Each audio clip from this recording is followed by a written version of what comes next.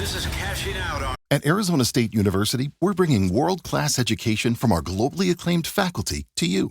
Ranked #1 in innovation for 10 consecutive years and #2 among public universities for employability. ASU isn't just ahead of the curve. It's creating new paths to success. Earn your degree from the nation's most innovative university. Online. That's a degree better. Explore more than 300 undergraduate, graduate, and certificate programs at asuonline.asu.edu. VSiN, the Sports Betting Network. All right, welcome in. It's Cashing Out right here on VSiN with Joe Ceraulo, taking you through the late hours of your Tuesday night, taking you through a couple of playoff games across various sports. Big rejection there by Zubats. Clippers trying to cut it to a 10-point game as we speak, and it looks like they do so. I believe that was Kawhi with a tip-in off a missed James Harden layup, and then a steal by Leonard. Clippers, chance to get it within single digits. We're wasting no time getting into the action right here on Cashing Out. Can the Clippers do something? Let's see if we can get a live number. They make it an 8-point game. Nuggets answer with a 3. 91-80. 3 to go. 3 minutes, that is, in the third quarter. You can get the Clippers plus 8.5. I'll tell you what, even though Denver just answered nicely with a 3-ball, I think that's the way I look to get in on this. Let's do it. Clippers plus 8.5. Down 11, 15 minutes to go. I have a feeling this is another game it's going to come down to the wire.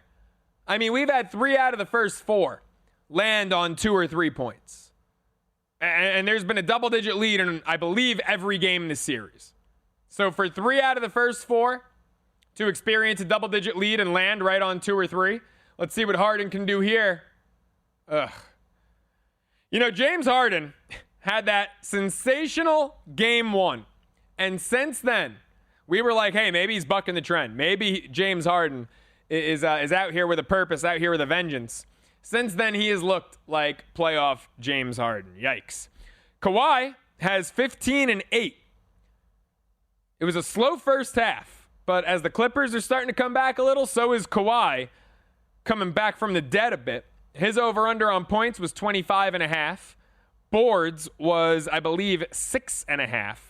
We gave out the combo 32.5 points and boards over, so we need 33. He is currently at 23. 14 minutes, 45 seconds to go. We need 10 more. Should have done points, boards, assists. He's got 9 dimes. Kawhi is going to get a triple-double in this game. That's the story there for the Clippers. 5 guys in double figures, all between 12 and 15. Harden, not in double figures. He's the only starter who's not. Bogdanović off the benches. Harden's got 8 points and only 2 assists. He is really not having a good game. 3 turnovers, too. Team only has 7. But the Nuggets taking great care of the ball with just 5. How about the Nuggets? 4 guys with 13 or more points. Jamal Murray's got 30. It's been all Murray here in quarter 3. Russ had 16 in the first half. He's got none in this third quarter. Murray's got 30. Jokic, 13 points, 12 dimes, 8 boards. Sky is blue. Bears go in the woods. Jokic going to get a triple-double. Aaron Gordon's got 16. And then Christian Braun and Michael Porter Jr. both have 8. So the Nuggets should register all 5 starters in double figures, as the Clippers should as well. We'll get you an update probably at the end of the third quarter on the next live line. Denver is now up 13 following, a missed layup by Murray. Clippers pushing here. On the diamond, the Angels down to their last out. This could cash out 2 bets for us here. Mariners to not bat in the bottom of the 9th, and the parlay, Brewers-Mariners money line, plus $1.10. 1 out away. The kid Parrish steps in against Andre Munoz. First pitch, nasty slider. Looks like it might have just missed inside. Oof, I thought that had the corner. Parrish did a good job of selling that, bailing out. No score for about the past minute. Clippers-Nuggets. How about the Giants-Padres game? If you bit on that under 6.5, that was a quick loser. Padres up 7-4, top of the 9th. Suarez in for the save, facing Wade Jr. He's got 1 out in the 9th here. Padres bats finally came alive. Well, they got Luis Arias back off the IL. had that scary collision at first base Easter Sunday with Mauricio Dubon in Houston on Sunday Night Baseball. And Arias carted off, stretchered off the field to the IL. He's back 9 days later, a resurrection of his own right. He's 1 for 3 in this one. Tatis, 0 for 5. Tatis has done nothing, but the Padres have put up a 7 spot. Xander Bogaerts with a home run. He's got 3 RBI. Iglesias, 1 for 4 with 2 RBI. Iglesias obviously responsible for that OMG magic with my Mets a season ago. Now he's been a great swingman. Second base, shortstop, left field, you name it, he's doing it for the Padres as they're 1 out away from beating the Giants. Logan Webb, far and away his worst outing of the year.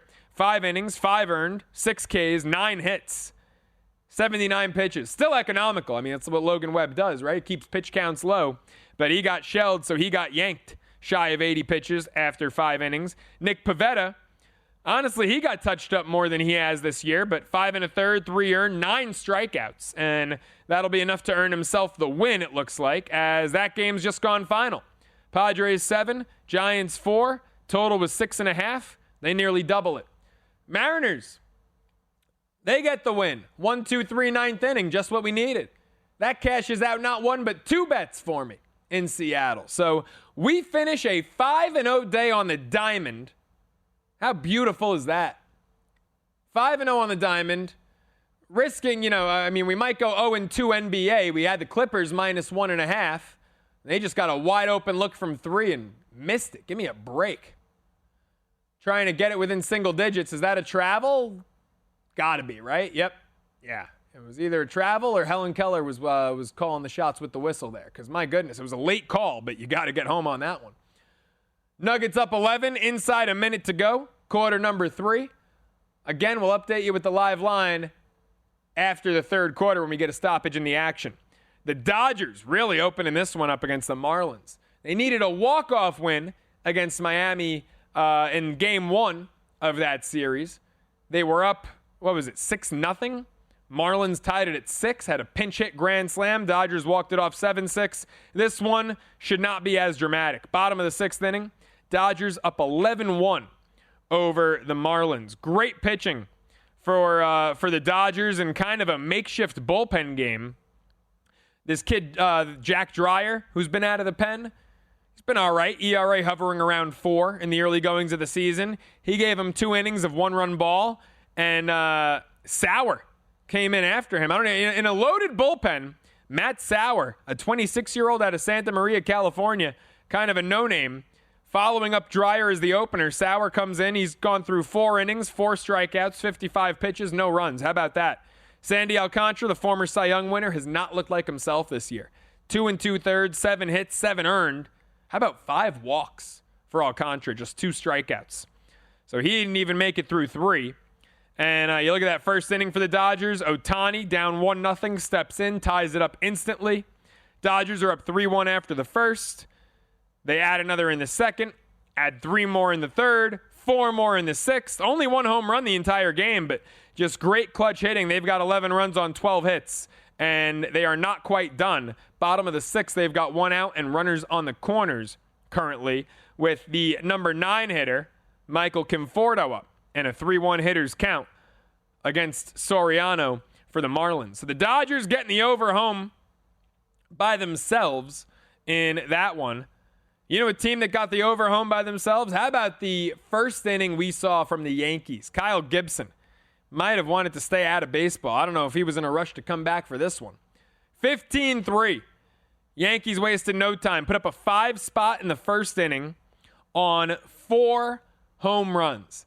3 in a row to start the game. Grisham, Judge, Rice. Welcome back, Kyle Gibson. He only lasted 3 2/3, 11 hits, 9 earned. It was an ugly day. He's got an ERA now in his first start of the year over 22. My goodness. Carlos Rodon, 6 innings, 2 hits, 2 earned, 7 Ks. He was sharp as the Yankees avenged their Game 1 4-3 loss. They improved to 18-12, 8-7 on the road with the 15-3 win. Aaron Judge continues to be a heart attack.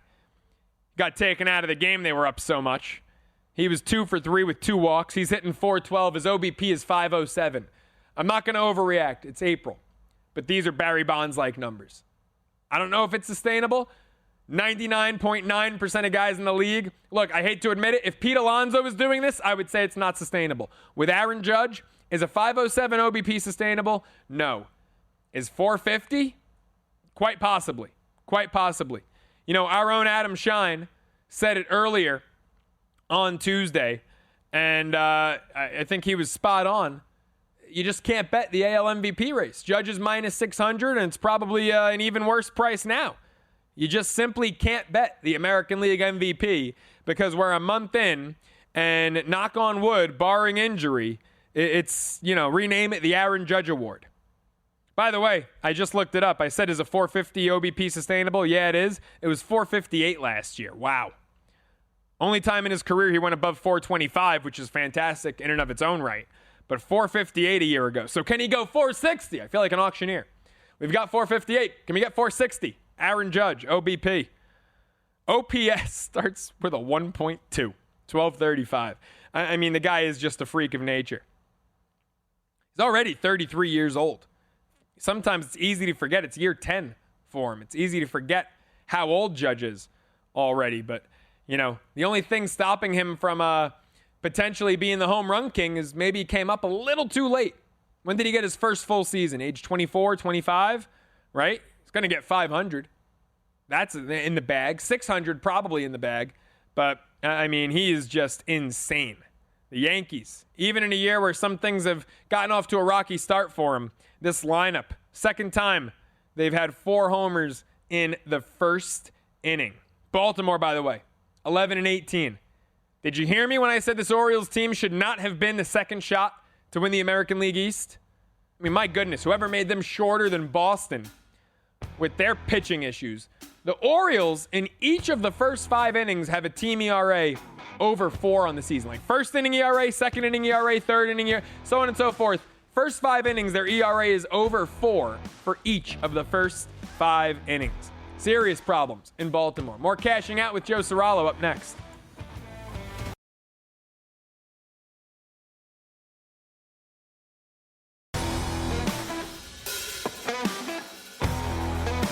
Cashing Out continues with me, Joe Ceraulo, taking you through your Tuesday night here on the program. And the Denver Nuggets are absolutely giving it to the LA Clippers here. My goodness, 20-point game.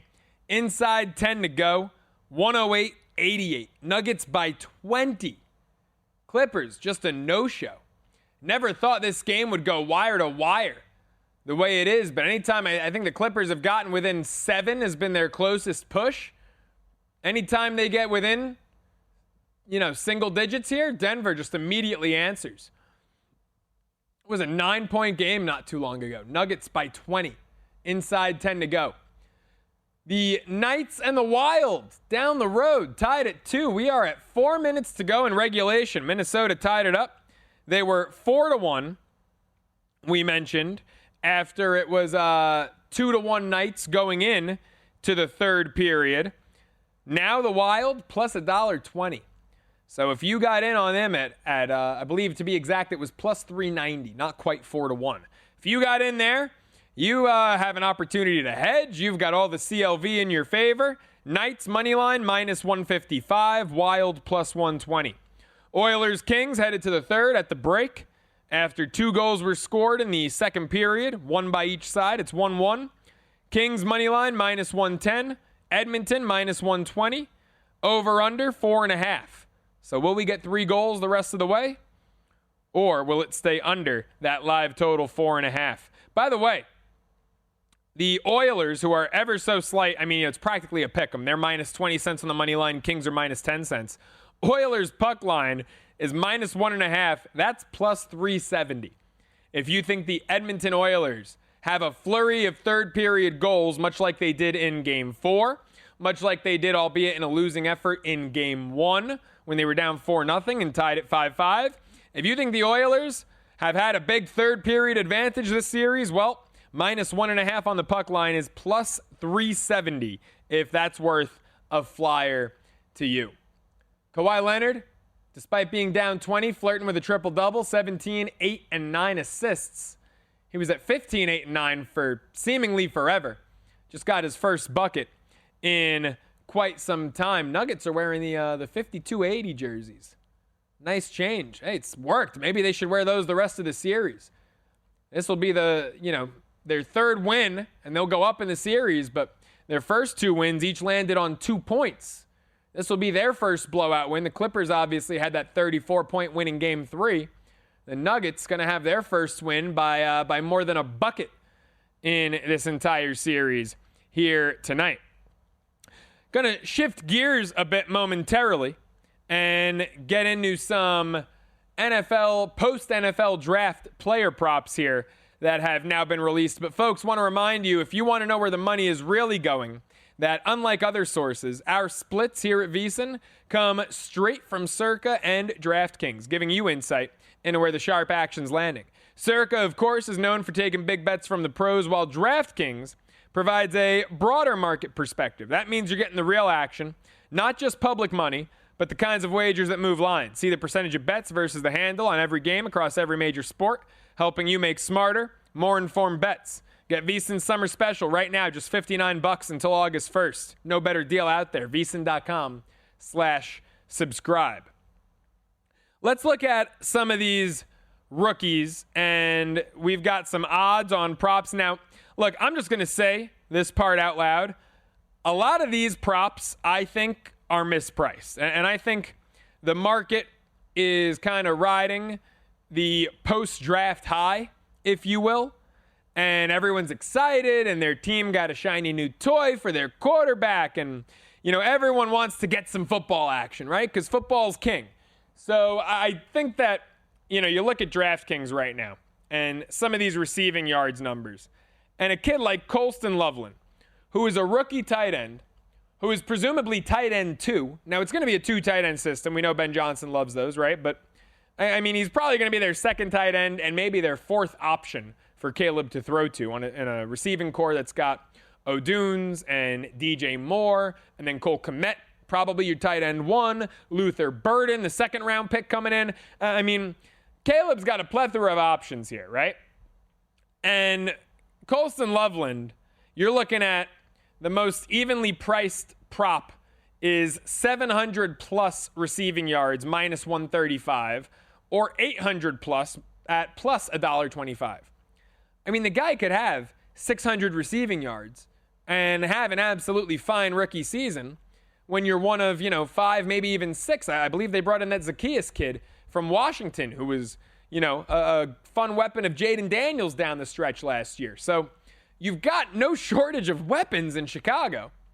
And I think you look at Loveland and these numbers, and they're a little bit outrageously priced.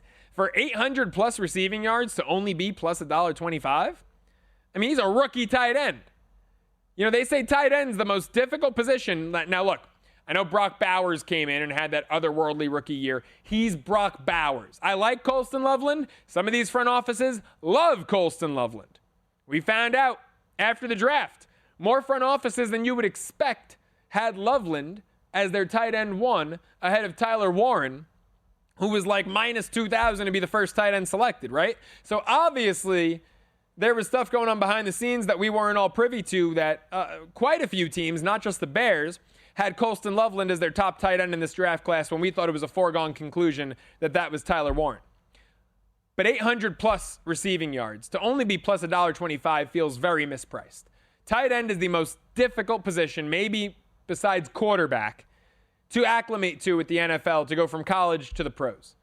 You're learning a brand new playbook, in all likelihood, a far more complex playbook, and you have to learn how to be a receiver and a blocker in that playbook. It is such a difficult position to get used to and to make that jump at from college to the pros in year 1. It's rare to see a rookie tight end have a load of success. And we've been spoiled lately with the Bowers and with Laporta, but tight end is a position that usually, you see the biggest jump in these guys from year 1 to their sophomore campaign, year 2. I can't get behind these Loveland props. These just seem to be a little bit mispriced. Now, here's what I can get behind. That's the Chicago Bears as a team going into this season.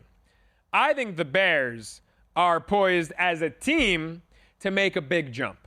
And a lot of things were mismanaged last year. You know, I said this coming into the season. I said the Bears would not be a playoff team. And at one point, I believe they were odds on as yes to make the playoffs. Their win total was 8.5, and I thought it was ridiculous for a rookie quarterback and, frankly, a bad head coach.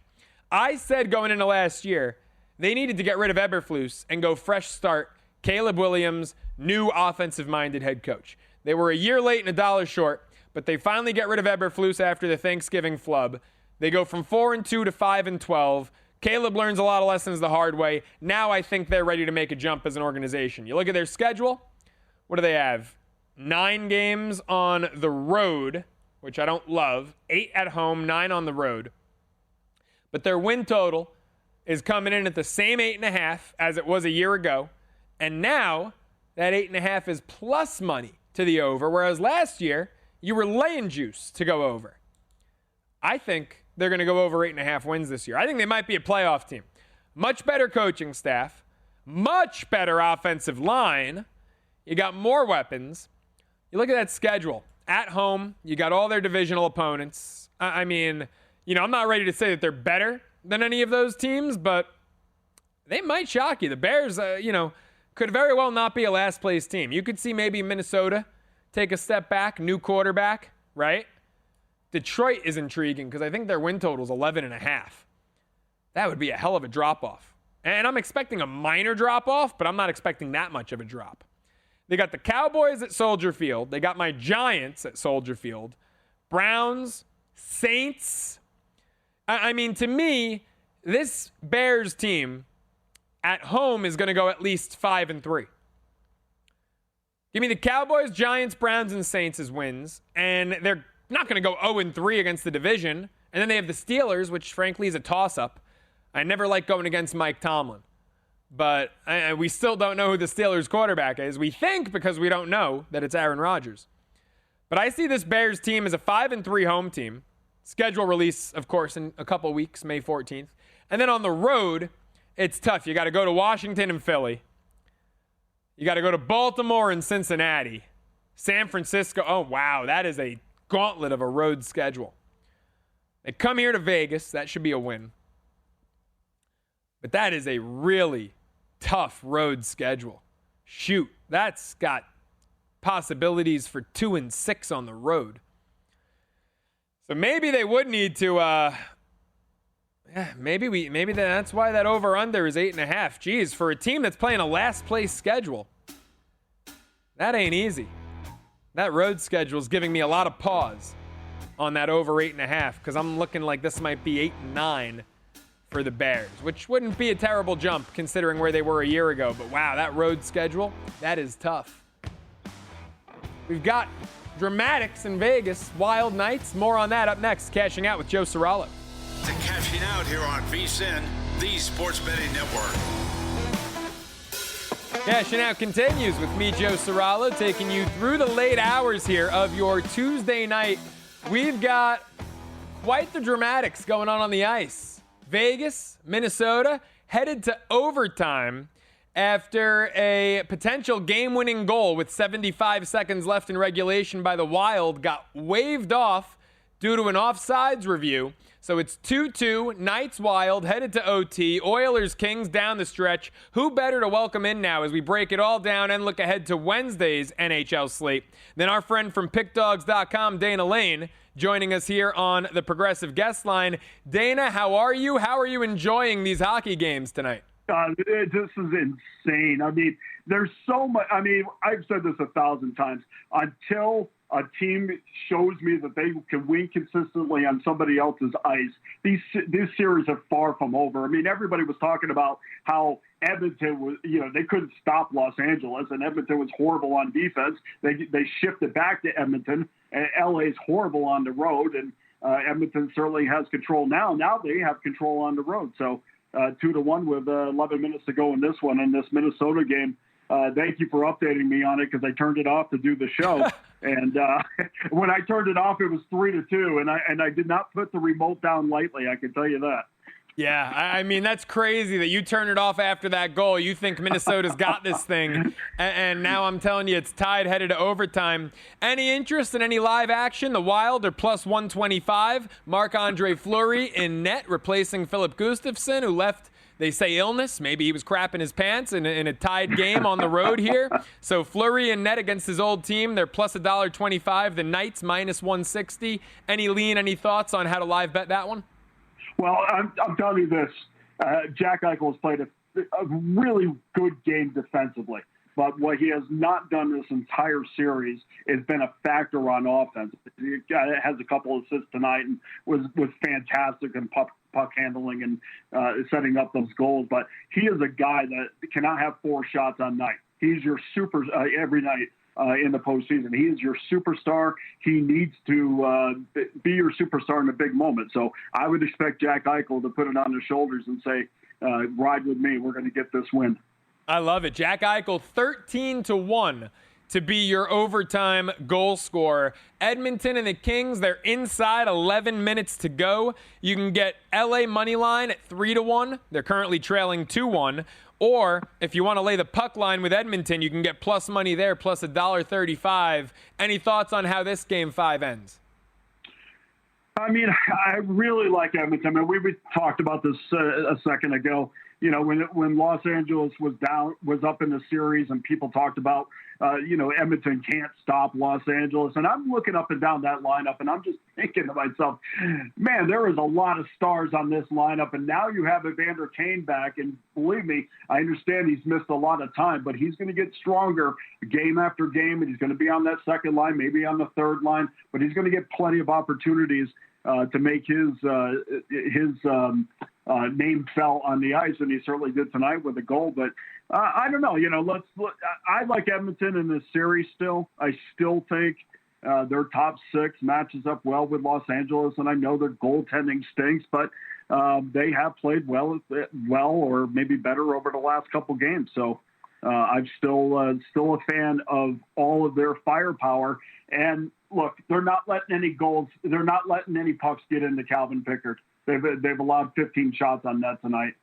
That's just the way that they're going to play this thing, knowing full well that they need to create offense out of playing well defensively, because they cannot play in a high-paced game with Los Angeles.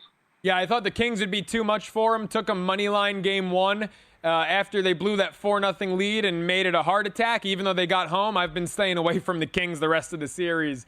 And I'm perfectly fine having no action, just enjoying some great hockey games between these two teams as they meet for the 4th straight year. Dana, let's get into Wednesday's action. Canadiens, Capitals. Can Washington end this one at home? What's your favorite play here in this one?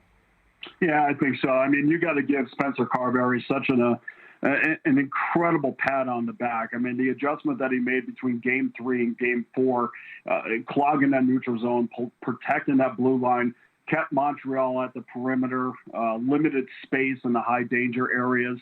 I just don't think there will be any space in any room, because I don't see Washington afraid of not even the Suzuki line. I don't think you even have to worry about that. It's like they can skate with anybody that Montreal puts out there. And now that Washington has the matchup advantage, I think it's clearly in their favor. And Montreal's not a team that starts out well. In fact, they're 17th in the NHL in first period goals, and Washington is second. But shutting down that Nick Suzuki line is priority number 1. Shutting down the rest of the Habs forwards as far as getting quality shots on net is priority number 2. We saw when Montreal won that Game 3, 35 of the 40 shots came from forwards, and that got absolutely suffocated 2 nights later. So I think Washington's going to do more of that. And they're going to make it not only difficult to get shots on net, but I think they're going to make it very difficult on Montreal to get through the neutral zone cleanly. Dana, if the Capitals end this, and they do so with relative ease, are you buying in on them as potentially a team that can emerge from the East? Pretty rare to see. They're the number 1 overall seed in the Eastern Conference, yet they're the 4th shot on the board. They're 5-1 to win the East. Are you in on Washington, or do you think that they're going to fall apart against Carolina? Well, the other thing about Carolina, you want to talk about suffocating defense and being able to play any style that you want. I think that's one thing that Washington can't do. I don't think Washington can get into a track meet with Carolina. I think they can get into one in their current series with Montreal. But against Carolina, you've got to play shutdown defense, and you've got to be able to win games 2-1. And I'm just not sure. It's a different animal with Carolina. And Carolina's been chasing this ring for years, and they've had some terrific teams there. I think they're going to have their hands full with Carolina. I mean, we saw it tonight. We thought, hey, Jersey's got this wrapped up, and all of a sudden we blink and Carolina has the lead, and then they win in overtime. Yeah, my Devils up 3-0 with a chance to take it home for a Game 6. What a disgusting performance that was. How about the Panthers and the Lightning? Speaking of a team taking it home, can Tampa Bay fight off elimination on home ice, or was that third period momentum from Florida in Game 4 going to carry over here? Well, I like the total in all three of these games. We do know this. We know Brandon Hagel's going to be out of the lineup for Tampa Bay. So why is that important? Well, you're taking 35 goals out of the lineup. You're taking 90 goals out of the lineup. Aaron Ekblad's going to be out for 2 games, and probably that whole thing started because of the Alexander Barkov hit. But I think this is a bigger loss for Tampa Bay, who has just broke that 2-goal mark just once in this series. And then the one game that they didn't, Paul Maurice said, okay, well, we're going to tighten things up. And they did, and just allowed 2 goals on 20 shots in Game 4. So this has already been a series where shots have been hard to come by. They've only hit that mark, that 50-shot mark, one time in this series. Special teams on a 0-for-22 run right now. This 5.5 to me doesn't scare me. I think this is going to be a very defensive game because we've seen over the last, 3 years now that Florida will absolutely not allow you to have any room in that high slot area, let alone the low slot area. And especially if they get the lead, I mean, it is going to be very difficult to get pucks on the net. And we haven't really even gotten 2 good goaltending performances out of Bobrovsky or Vasilevsky yet. So if we can get that tomorrow, I think we're looking at a 2-1, maybe 3-1 game, which would obviously go under that total. But Florida's the better team for sure. Dana, take us home with this St. Louis-Winnipeg matchup. Home teams having a lot of success. I love this Western Conference. I mean, every series is guaranteed to go at least 6 games here. This one knotted up at 2. What do you see here, Game 5? Yeah, now another game I think is going to be low scoring. You have to give Jim Montgomery a ton of credit. Took over for Drew Bannister after that horrible start. He was like 9-12. And really, St. Louis is a team that despite having a ton of success, especially at the end of the year, I think that they snuck up on a lot of people. Matter of fact, I think we talked about how the Jets were not getting any kind of push as far as a future wager. I mean, I think they were like 13 or 14-1 despite having a ton of points, the number 1 team overall. So they weren't getting any love from the bookmakers. Blues have allowed just 5 goals in 9 periods against a team that was the top scoring team in the league. So I'm going to go under this. I love Mike Montgomery. I think he's got a big chip on his shoulder, especially after what happened in Boston, where Don Sweeney gave him absolutely nothing to work with there. And I think this is his opportunity to show that he belongs in the National Hockey League, which he does. Dana, as always, man, fantastic stuff. Really appreciate the time. Thanks for hopping on and breaking these games down with us. Anytime. I appreciate your time. Thank you. Make sure you follow him on Twitter at Dana Lane Sports. Our friend Dana Lane, pro better over at pickdogs.com, breaking down these Stanley Cup playoffs. By the way, how about Ottawa? My goodness, 4-0, blanking the Leafs in Toronto on their home ice with a chance to clinch. Toronto, 1-13 since 2018 in potential clinching games. The Maple Leafs just can't shake that history. Back to Ottawa for a Game 6. More Cashing Out with Joe Ceraulo up next.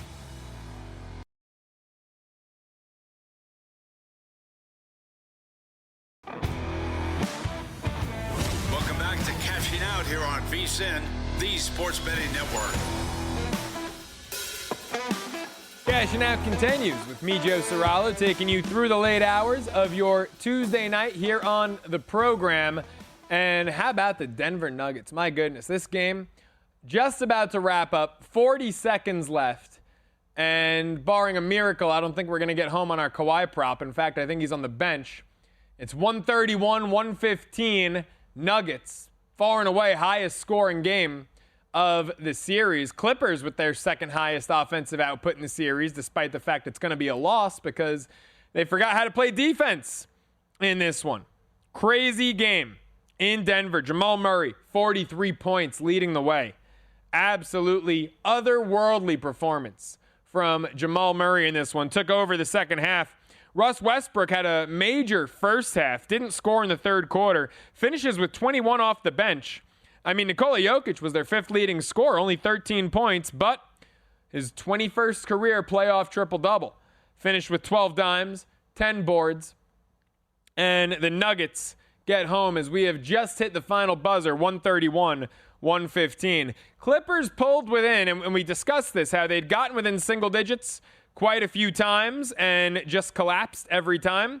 They, with 4 minutes to go, we were talking hockey with our buddy Dana Lane. The Clippers made it a 9-point game, 116-107.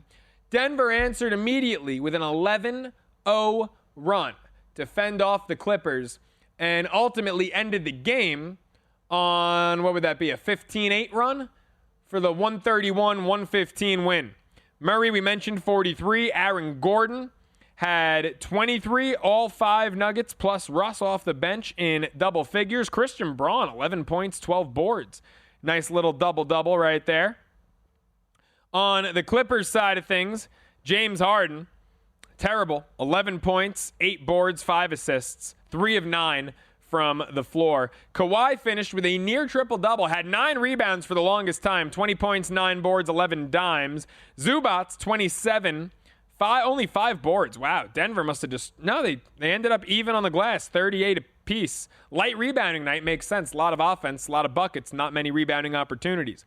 Powell had 12, Dunn 15, and Bogdanovich off the bench 18, as each team finishes with 6 guys in double figures, but Murray's 43, the difference maker in that one. Some action on the ice still going on. Overtime underway down the road in T-Mobile. 2-2, Knights, Wild. Minnesota scored, 75 seconds to go in regulation, waved off due to an offside. Right now, if you want to get in live on the action, you can get the Wild money line. They were plus 125 going into overtime. They are currently refreshing on my screen. Let's see. Still plus $1.25. Knights still minus 160. That has not changed since the end of regulation. LA with 4 minutes to go in regulation. We'll see if we get you home here in this Kings-Oilers game over at Crypto. The Kings are now 7-1 on the money line. Edmonton on the puck line, laying 1.5, is plus $1.15 if you think they'll add one on here in the final 4 minutes to win 3-1 or better. We do have a baseball game going on. The Dodgers keep pouring it on over Miami. It was, I believe, 11-2 last time we checked in the 6th, 13-2 here in the 8th. All the odds there are frozen. You're over, already a winner. If you took the Dodgers, run line at home on a bullpen day against the former Cy Young winner in Sandy Alcantara, good for you, because that is going to get home. And even though, we always say it ain't over till it's over, I think we can say this one is over. What were the Dodgers run line? Decent price. There was some plus money out there. It was minus 110 at Circa, plus 102 at DraftKings. I believe plus $1.05 at the Westgate. Your best price there. So yeah, with Alcantara, he's had a terrible year. Got chased 2 2/3 of work, 7 earned in this one tonight. But that Cy Young still carries some street cred. So the Dodgers run line was available out there at plus money, plus 105, the best price in town.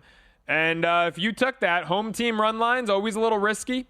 Dodgers won game 1 when they were bigger favorites than they were here in this contest because they didn't have the pitching matchup on paper in their favor for this one, a bullpen game versus Alcantara, whereas game 1 they had Dustin May opposite Cabrera.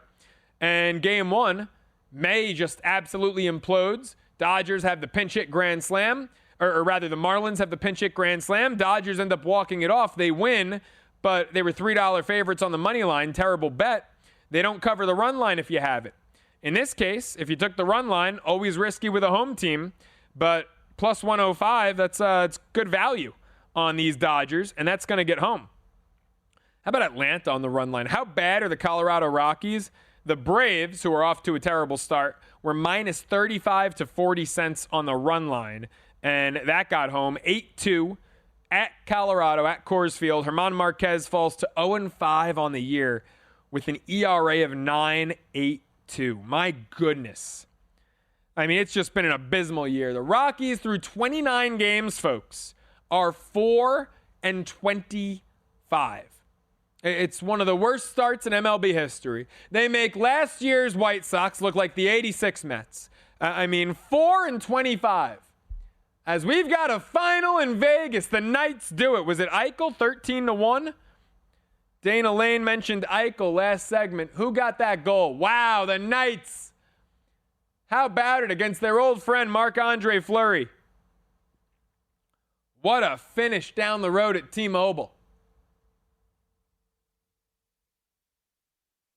Brett Howden, thanks to our terrific producer Adam Bernard. The game-winning goal. Wonder what those odds were. Wow. Vegas up 3-2. After the Wild had them on the ropes, it was almost 3-2 Wild in the series. They thought so with 75 seconds left in regulation. Not to be. Your hometown Knights, the game winner, over Fleury's left shoulder. What a snapshot. Wow. Point blank. Couldn't have placed it any better. I was great at those in the old NHL video games. That was a beauty. Edmonton now, 3.5 minutes to go. They're up 2-1. We'll see how that game concludes as all the live action coming to an end. The Dodgers scored another run, 14-2. There in Chavez Ravine. I guess they don't want to go home. I mean, my goodness. Keep the bat on your shoulder. Still not going to be, although maybe they want the most runs scored on the diamond. They've got first and second, 2 outs. Teoscar Hernandez up. A single here would give them 15. They would be the third team to score 15 on the day in Major League Baseball. The Rangers, behind a great outing from Jacob deGrom, who gets his first win of the year. Rangers beat the Athletics 15-2. That Texas offense has been anemic. So that was a much-needed outburst for the Rangers, who did it behind an 8 spot in the 6th inning. DeGrom goes 6, 4 hits, no runs, 7 Ks. Only 65 pitches. Wow. Treating him with extra care, huh? That's weird. I mean, was it just because they were up so much? DeGrom's thrown, I believe, 90-plus in games this season, right? He's thrown, 83, 96, 87, 82. So that's his low. Even opening day, he threw 73. So 65 pitches, 6 innings. Terrific quick work from DeGrom, as Jacob Lopez's first start of the year does not go well for the Athletics. Texas puts up a 15 spot. The Yankees put up a 15 spot. And now the Dodgers trying to, and they do. I guess, what happened on the final play? Did someone get thrown out on the base paths? Because they got 15, but the inning is over. So the Dodgers matching the Yankees and the Rangers. 3 teams with 15 runs. Nope. Teoscar had an RBI single, and then second pitch next at bat. Will Smith flies out on a 65. Oh, wow. They had a 65 mile per hour pitch. The Marlins have position players on the bump. Who's pitching for them? Javier Sanoja, the left fielder. That's what we've come to. The Marlins have their left fielder on the mound to end this one. So the only game in action, Edmonton, LA. Let's get you a live update before we hit the commercial break here. Live update on the odds. LA in the closing minutes has just given up an empty net goal. Well, that one's off the board. Oilers 3, Kings 1. If you took the Oilers puck line plus money, there's still about a minute left, but you're in good shape if you took that. Wow, Edmonton, chance to go home up 3-2. Hey, folks, Derby Day's almost here. Why not make your first bet your best bet? With our friends over at First Bet, you can wager on Churchill Downs, Belmont Park, and tracks around the world, all from your phone. Just go to firstbet.com. It's the number one, stbet.com. Enter the promo code VEASAN200. You'll get a $200 sign-up bonus. Don't miss out. Bet smarter on the Derby with firstbet.com. A new hour of Cashing Out with Joe Ceraulo up next right here on VSiN, the Sports Betting Network.